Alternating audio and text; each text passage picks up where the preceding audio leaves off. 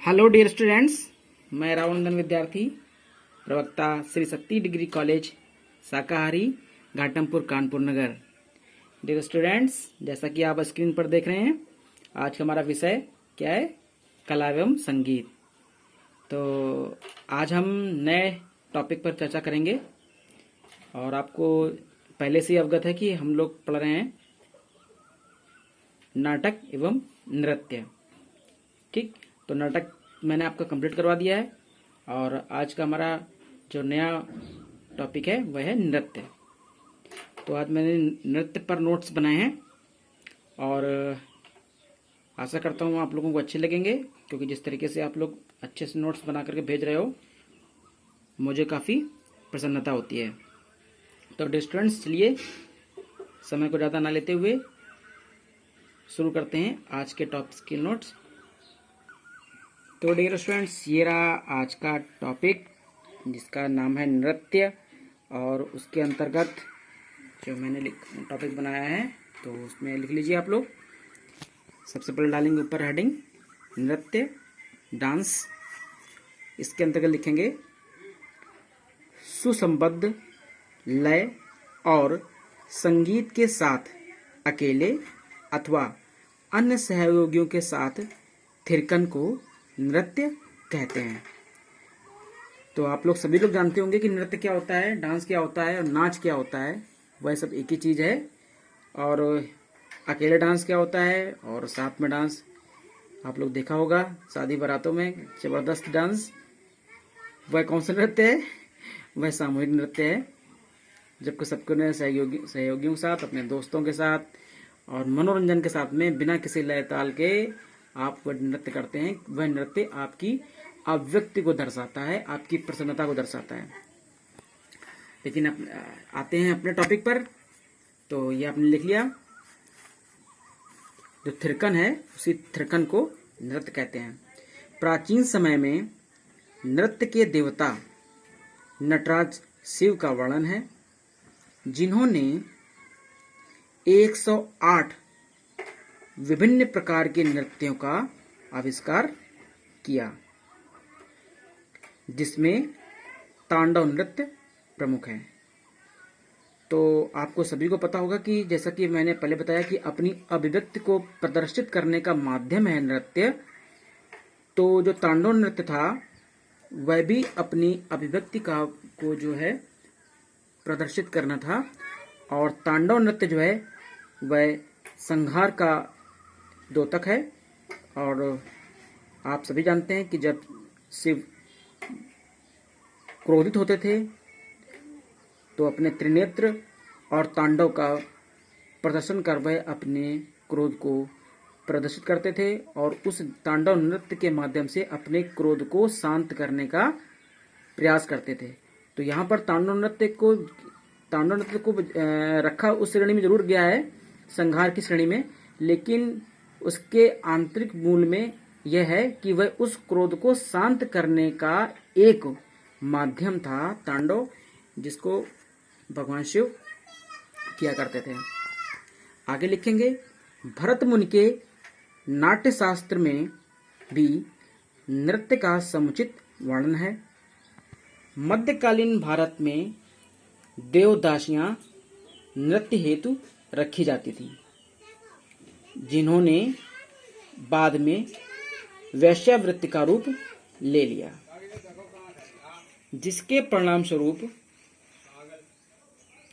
नृत्य प्रतिष्ठित और संभ्रांत परिवार के लिए अच्छा नहीं माना जाता रहा है, और ना ही वे लोग इसको अच्छा मानते थे। प्रतिष्ठित लोग इसको एक हे दृष्टि से इस कला को देखने लगे थे, क्योंकि यह माना जाने लगा था कि जो नृत्य होता है वह केवल वैश्याओं का के लिए ही होता है, यानी कि वैश्याएं ही वह नृत्य करती हैं।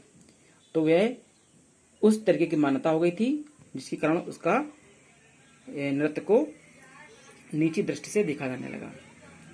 किंतु वर्तमान समय में भारत सरकार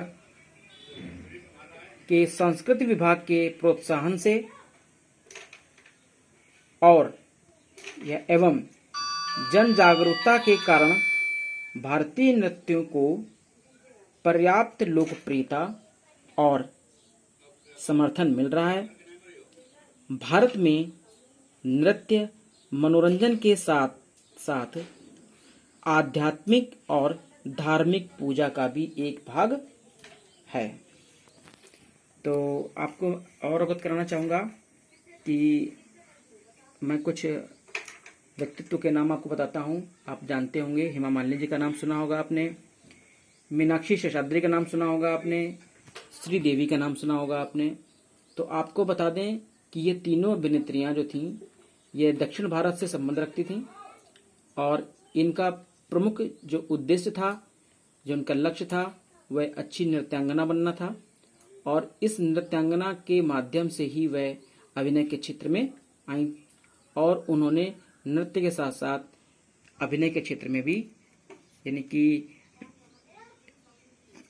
एक्टिंग के क्षेत्र में भी उन्होंने अपना नाम कमाया और उनको हम सब आज जो हैं अभिनेत्री के रूप में जानते हैं।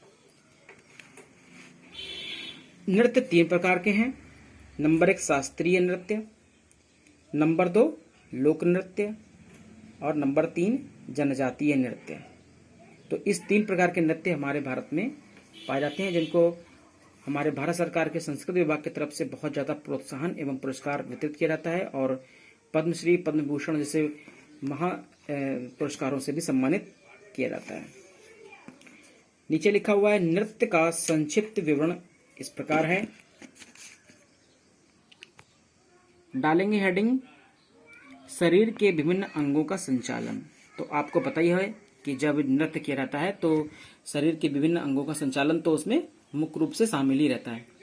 ठीक है, चाहे वो बाराती डांस हो, चाहे फिर वो तो अभी आपने 3 नृत्य लिखे, लेकिन जो बाराती डांस होता है ना, वो सबसे ज्यादा अंदर से निकला हुआ डांस होता है। जिसको डांस आता है वो भी और जिसको नहीं आता है वो भी। उसके बहुत सारे अच्छे अच्छे उदाहरण आपने बारात में देख रखे होंगे, यूट्यूब से पर भी जो है, और उनके ऐसे जबरदस्त डांसिंग वीडियोस वायरल होते रहते हैं, जिसको देख करके हंसी अपने आप रुकने का नाम नहीं लेती।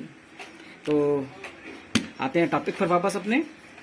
शरीर, इसमें लिखेंगे शरीर के विभिन्न अंगों का संचालन नृत्य की एक आवश्यक प्रक्रिया है, जिसके बिना नृत्य का संचालन संभव नहीं है। हाथ, पैरों और शरीर के विभिन्न अंगों द्वारा ही नृत्य का प्रभावी प्रस्तुतीकरण किया जाता है। शरीर के संचालन के द्वारा भाव भंगिमाओं का प्रदर्शन किया जाता है। इसके बाद आएंगे हमारे अगले बिंदु पर, जिसका नाम है अभिव्यक्ति, जिसको बोलते हैं एक्सप्रेशंस। इसमें लिखेंगे, इस नृत्य में संगीत के स्वर और ताल के अनुसार पैरों में थिरकन तो होती ही है, इसके साथ साथ भावों का प्रदर्शन भी प्रत्येक नृत्य में रहता है और जिस नृत्य में भावों का प्रदर्शन मुख्य लक्ष्य रहता है वह भाव नृत्य कहलाता है। दक्षिण भारत में भाव नृत्य की परंपरा बहुत पुरानी है। इस नृत्य के प्रारंभ में आराध्य देवता की उपासना एवं आराधना देखने को मिलती है। इसके कुछ पॉइंट्स हैं जो आपको हम कल लिखाएंगे, जो बचे हुए हैं। तो डियर स्टूडेंट्स, आज की वीडियो में सिर्फ इतना ही। ठीक है, हम नेक्स्ट वीडियो में आपको अन्य चीज़ों के बारे में बताएंगे। आशा करता हूं कि आप सभी लोग इसके नोट्स बना लेंगे और बना के मुझको दिखाएंगे। तो डियर स्टूडेंट, आज वीडियो में सिर्फ इतना ही। नेक्स्ट टाइम आपको हम नई चीज़, नए अध्ययन के बारे में, नए टॉपिक के बारे में अध्ययन कराएंगे। तब तक के लिए शुभ आशीर्वाद, धन्यवाद।